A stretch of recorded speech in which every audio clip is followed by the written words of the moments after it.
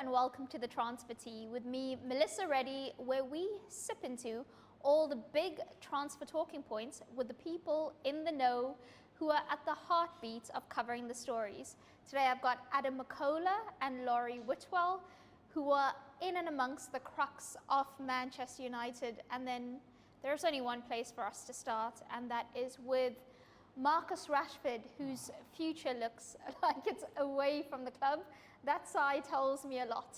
Yeah, it's something that I'd be really disappointed about. I love Marcus Rashford.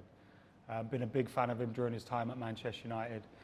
Obviously being an academy boy as well. I didn't ever think we'd see him in another shirt apart from a Manchester United shirt. So if looking like he's going to leave, at least on loan in this transfer window, it'd be very, very disappointing for me because it wasn't supposed to play out like this.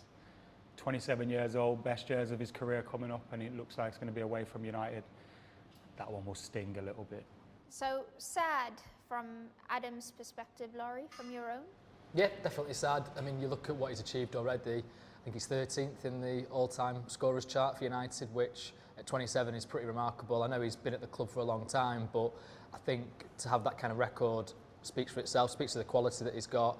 And to Adam's point, yeah, he's played under, I think, 8 different managers, including caretakers. So I know it's only a few games, but still perhaps a different voice to listen to, being asked to do different things. That being said, I still come down on the point of you've got to have your own responsibility in all this. And yeah, you might be asked to play a different position. You might be a little bit confused about the messaging coming from above, you know, even the hierarchy, let alone the coaching staff. And clearly, I think, you know, you can even point right up to the very top in terms of the Glazers and the amount of debt leveraged onto the club through their takeover and that kind of the mode that kind of set around the place. But that being said, yeah, I think Rashford also can look at himself and think, can I do things better here? You know, clearly Ruben Amorim's come in and has made a pretty quick decision about what he's seeing on the training pitches and then what he is being told away from the pitch. And clearly there's alignment there with the people above him, you know, the Ineos executive and the hierarchy at United. So I feel that they feel like the best solution seems to be a parting of the ways. I think he's then responded to that and feels the same way. A loan, I didn't think was kind of maybe on the cards at the start of the window, but actually the more the window goes on, the more you're hearing from clubs that are interested in him, and it feels like that's the direction of travel. Speaking of academy graduates, Mainoo, Alejandro Garnacho, United aren't going to sell them. You're probably right. Yeah, try and sell Mainoo. I'll be outside everyone's house. I'm not allowing that to happen. That's definitely. I think they'd be riots at Old Trafford if they tried to sell Mainoo. There's no way that could happen.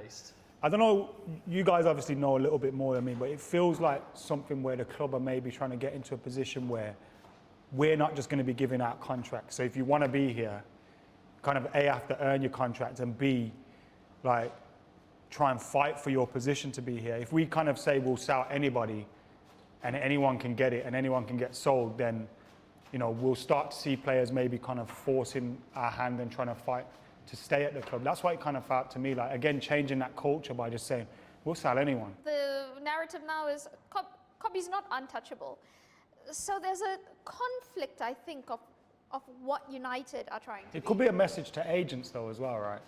Like, you may think your player's untouchable, so you can ask for X amount, where actually, we don't think that. And then it's maybe like part of the contract negotiations. So that's the only thing that I can try and justify wanting to sell Mainoo, because as well, you mentioned like PSR and bringing in pure profit for players.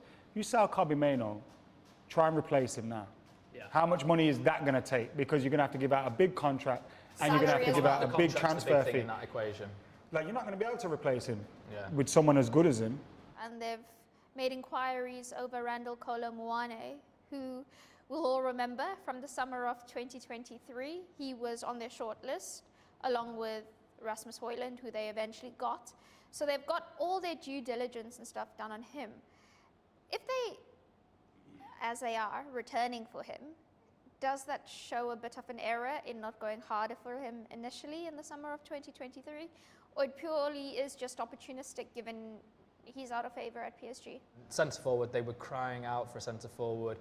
You know, I mean, Eric Ten Hag wanted an established one. He wanted Harry Kane, basically. United couldn't afford it or couldn't figure out how they would handle it with Tottenham in terms of negotiations.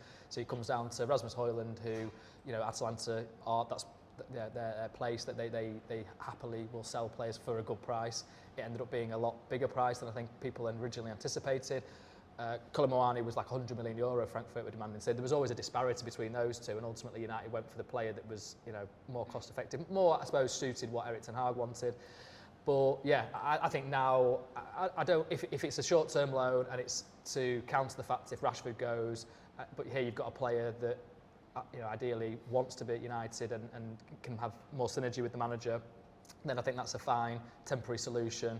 I suppose it's not ideal if you're kind of going long term, like more significantly for players that you kind of discounted almost a couple of years prior.